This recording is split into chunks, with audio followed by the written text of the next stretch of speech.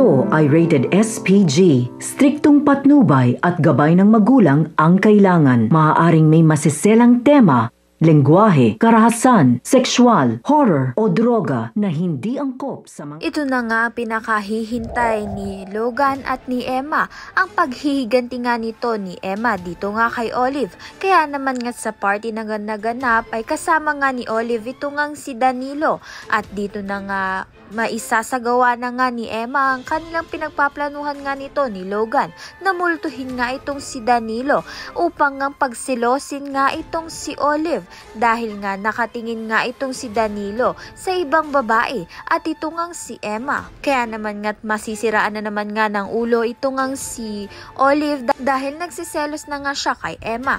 Samantalang nang makita na nga ni Danilo ito ngang si Emma at sure na nga siya na si Emma nga yun, kaya naman nga't nagmakaawa nga siyang bumalik na nga siya dahil hinahanap nga siya nito ni Mookie, ngunit hindi nga siya kinibo nito ni Emma dahil nga ay galit pa rin nga si Emma dito nga sa ginawa nga ni Danilo ng pagtaksilan nga siya. Sa kabilang banda naman nga masusulyapan nga ni Emma ang mag-ama niya na si Mookie at si Danilo, ngunit makikita nga siya nito ni Mookie.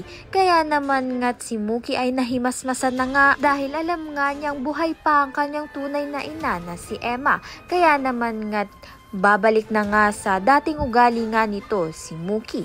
Kaya naman nga yan at iba pa ang dapat natin pakaabangan. Maraming salamat sa iyong panonood.